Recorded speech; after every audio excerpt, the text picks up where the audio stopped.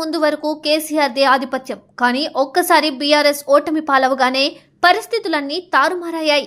ఒకప్పుడు కేసీఆర్ వెన్నంటి ఉన్న నాయకులంతా ఓటమి తర్వాత ఒక్కొక్కరుగా దూరమవుతున్నారు.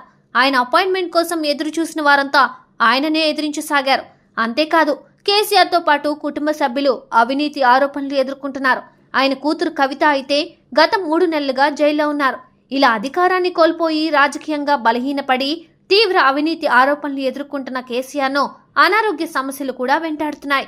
ఇలా మూలిగే నక్క మీద తాటిపండు పడ్డట్లుగా తయారైంది మాజీ సీఎం పరిస్థితి. తెలంగాణ అసెంబ్లీ ఎన్నికలు ముగియగానే ఓటమి బాధలో ఉన్న కేసీఆర్ ఫామ్ హౌస్ లో ప్రమాదానికి గురయ్యారు. కాలు జారి కింద పడిపోయిన ఆయన తీవ్ర గాయాల పాలయ్యారు. తుంటి ఎముక విరగడంతో హైదరాబాద్ లోని యశోద హాస్పిటల్లో చికిత్స పొందారు. చివరకు కేసీఆర్ కు హిప్ రీప్లేస్మెంట్ ఆపరేషన్ చేయడంతో చాలా కాలం బెడ్కే పరిమితమయ్యారు. అయితే శస్త్రచికిత్స తర్వాత కొంతకాలం వాకర్ సాయంతో నడిచారు కేసీఆర్. ఇలా ఫిజియోథెరపీ డాక్టర్ల పర్యవేక్షణలో మెల్లిగా నడక ప్రారంభించి డిశ్చార్జ్ తర్వాత కర్ర సాయంతో నడవడం ప్రారంభించారు. గత లోక్సభ ఎన్నికల ప్రచారంలో కూడా కర్ర సాయంతో నడుస్తూ కనిపించారు.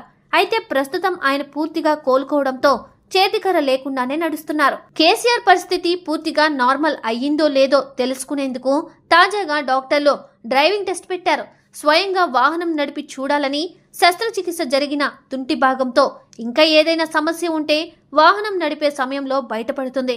అందువల్లే ఓసారి స్వయంగా డ్రైవింగ్ చేసి చూడాలని వైద్యులు సూచించారు. దీంతో తన ఫామ్ హౌస్ లోని ఓ పాత ఓమ్నీని స్వయంగా నడిపారు మాజీ సీఎం.